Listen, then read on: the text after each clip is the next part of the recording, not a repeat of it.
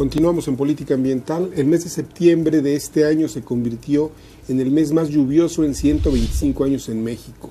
Ese dato explica en parte la cantidad de víctimas mortales y damnificados, pero no justifica la evidente falta de atención y actuación oportuna de autoridades de los diferentes niveles de gobierno.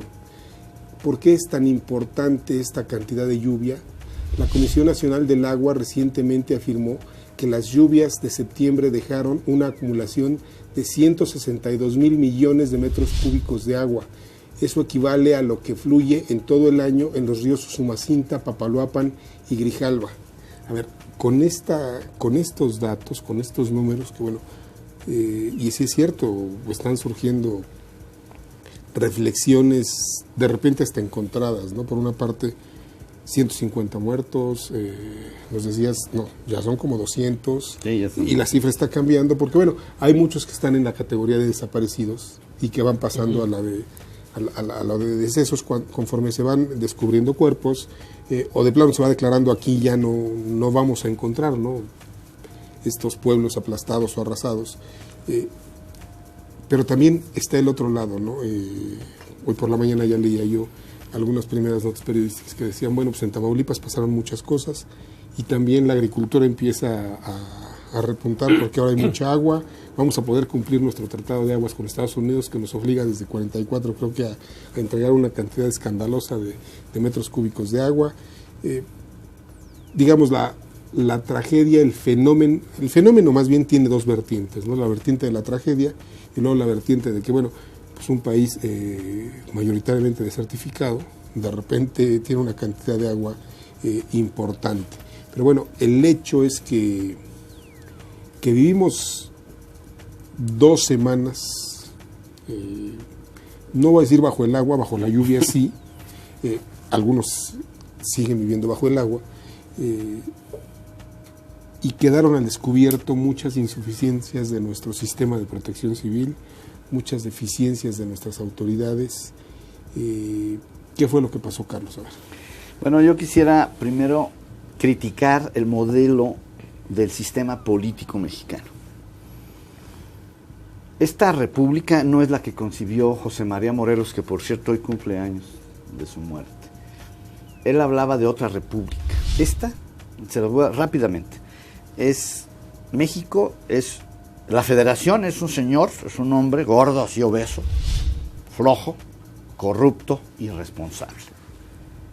Los estados parecieran sus novias, sus amigas alcahuetas, y tienen 2.500 muertos de hambre, mugrosos ayuntamientos. Así suena. Suena duro, pero ese es México. En Berlín es al revés. El que manda es el gobierno local. Son ciudades-estado. Berlín, Hamburgo. Aquí es al revés. Salvo el DF, que tiene su propio cuerno de la abundancia, 150,000 millones, y sigue siendo una ciudad... De autogenerados. Sí, pero sigue siendo una ciudad y en manos sucia, de los maestros, contaminada, imposible, de las peores ciudades del mundo. Pero bueno, ¿qué pasa? Somos un país de simulación, eso que quede muy claro. Y en temas tan importantes como este no hemos cambiado. En los demás ya sabemos que para construir donde no se debe, se le da un dinero a un regidor, a un presidente municipal, al cabildo, se compra al cabildo y entonces cualquier poderoso o al jefe de la delegación, cualquier hombre que tenga dinero y que quiera hacer un edificio en una barranca, aquí hay cientos de barrancas en el DF, llega y le da dinero a todos y le dan su autorización. Ahora, ese es un esquema. El otro es la pobreza que expulsa y que la gente que no tiene para comprar un terreno, se establece en esos lugares. También. En donde el gobierno tampoco dice se establece en esos lugares tolerada. Exactamente. Tolerada por el gobierno. Es el otro lado de la corrupción. Por algún líder político vinculado al gobierno. Exactamente. ¿No? Que además tienen nombre y apellido. O los paracaidistas. Totalmente. Los paracaidistas, ya sabemos quiénes son. Y muy bien organizados. Ya sabemos qué partido es, ya sabemos todo. Sin embargo, la realidad es que están asentados los ricos y los pobres. Entonces llega el problema y todo el mundo sale perjudicado. Pero el tema es la forma de nuestro desarrollo. O sea, tenemos leyes ambientales, ¿verdad? Nosotros estamos en el tema ambiental, aunque el cambio climático va mucho más allá de eso. El cambio climático ahora sí nos va a obligar a cambiar hasta la forma de pensar. Entonces, si no cambiamos, y sobre todo en el tema del famoso desarrollo, que yo no digo desarrollo, es crecimiento. El DF es un ejemplo. O sea, el DF ha crecido, no se ha desarrollado, no puede uno caminar en el DF. Entonces, ¿qué pasa? Que la corrupción y el modelo a donde los ciudadanos no tenemos mucho cómo defendernos. Así está diseñado, ¿verdad? El Congreso, los diputados, ellos mismos se protegen, no hay manera de que nosotros podamos intervenir. Ellos son nuestros representantes, nosotros estamos como atados de manos. Entonces, ¿qué pasa? Que sumada a la corrupción, tanto ricos y pobres, padecemos las consecuencias de estos fenómenos naturales. Y todavía no empezamos. Repito, ¿cuánto hace de Gilberto, Raúl? ¿Cuánto fue Gilberto? Fue... no, es de 80. 88. 88, sí. Bueno, estamos aquí, ¿ya cuántos años son? Son 25 años. 5 años. Son 25 años de Gilberto. Y no hemos hecho nada. Bueno, creo que apenas tenemos el famoso Atlas de Riesgo, que pues ahí está el documento, pero en la práctica, ni los gobernadores, los municipios no tienen dinero. Miren, algo muy importante, el 70% de los presupuestos municipales son para pagar sueldos y salarios. Y queda un 30% para todo lo demás. Seguridad, educación, deporte, medio ambiente, salud, cultura. Y ahora cambio climático. Entonces, pues ¿cómo le vamos a hacer? Si todo es en pagar nómina y burocracia, y nómina y burocracia. Y hay una serie de esquemas en los que el gobierno federal, los estatales pretenden invertir, invierten de hecho en planeación. Y entonces se generan los ordenamientos territoriales, los planes de desarrollo urbano, se establecen usos y destinos del suelo, se empiezan a armonizar con lo ambiental. Sin embargo, en la instrumentación, ahí es en donde las autoridades se les va de las manos. Porque pasa lo que dice Carlos, si alguien quiere hacer en un terreno y cambiarle el uso del suelo... las excepciones. Pues, exacto. Y hasta la ley lo dice. Algunas legales y se cambiará el uso del suelo cada... por excepción, ¿no? Así es. Y la excepción es usted se pone con una lana y le cambiamos el uso del suelo. Y entonces suelo, entra ¿no? en la excepción. Y entonces entra en la excepción, claramente. Les pregunto, porque más va de la mano con lo que estamos viviendo.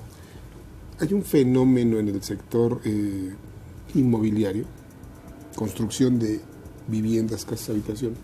Resulta que al cambio de gobierno nos amanecimos con que las grandes empresas constructoras de casas habitación, que se veían muy sólidas, consistentes, bollantes en los últimos 10 años, pues prácticamente se declararon en quiebra. Dicen, nos cambiaron las reglas de operación a la llegada de este gobierno, ¿no? Y entonces, cuando uno estudia un poco qué fue lo que pasó, nos encontramos con que pues en los últimos 10 años se permitió un esquema de construcción de vivienda. Ya olvídense ustedes de vivienda muy pequeña, exageradamente pequeña, de 30 y tantos metros, algo que difícilmente podríamos calificar como una casa digna. Ya dejen el tamaño, ¿no? Ubicadas en zonas de riesgo, o por allá lejos donde no le servían a nadie.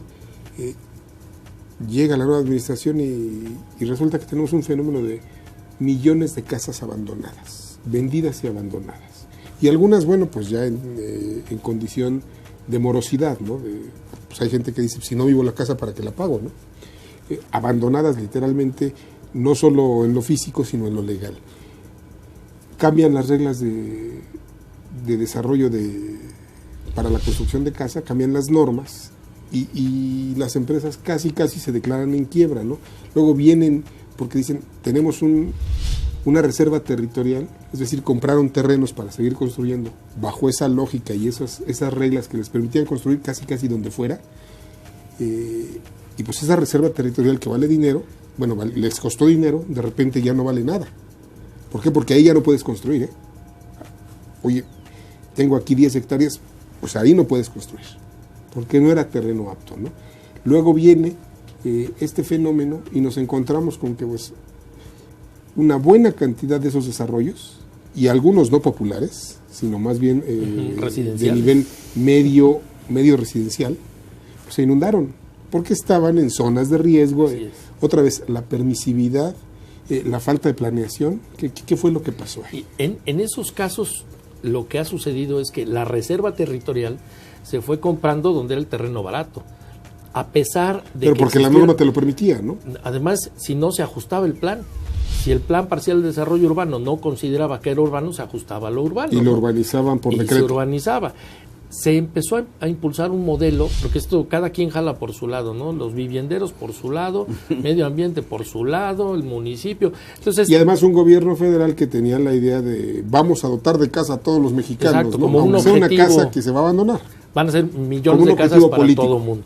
Entonces empezó a generar un modelo de desarrollos urbanos integrales y sustentables, los DUIs famosos. Que eran ¿Y eran integrales y eran sustentables? En los que se suponía que tenías que ponerse de acuerdo la Secretaría de Desarrollo Social, la Semarnat, el viviendero, con el municipio, los planes urbanos, y supuestamente era para ordenar el desarrollo y hacerlo más rápido. ¿Qué es lo que pasó? Es tan complicado el esquema porque no se ponen de acuerdo los reguladores del espacio físico, que entonces, pues por ahí tenemos uno o dos y todo lo demás es pura teoría. Somos muy buenos planificando, pero en la ejecución, pues mejor se fueron por la libre y entonces estableciendo desarrollos. Ahora en Acapulco lo vemos, casas de segunda casa para irte y tener tu casita en Acapulco. Sí, casas de fin de semana. De fin de semana que están bajo el agua. ¿Por qué? Porque no... Ok, si ya lo vas a hacer allí, ¿por qué no inviertes en prevención? Si ya sabes que es una zona que se puede inundar y necesitas crecer, ¿por qué no inviertes en prevención? Porque vamos a invertir cuando ya pasó el daño. Bueno, ¿no? pues hay cosas tan escandalosas como que hoy nos dicen, bueno, pues están sorprendidos de que se haya inundado Diamante. Pues eso se construyó en el manglar, ¿no? Sí, y es una zona además... el manglar y así es. Además sumas pasar, una serie de elementos en los cuales tú puedes prevenir. Es un asunto hasta de sentido común, dirías. No hay que ser especialista para saber, ahí va a caer el agua, ¿no? Es como el cauce del río seco, ¿no? Así es. Pues ahí va a regresar el agua. Claro. Déjenme ir a la última pausa del programa y regresamos para las conclusiones. Esto es Política Ambiental, enseguida estamos con ustedes.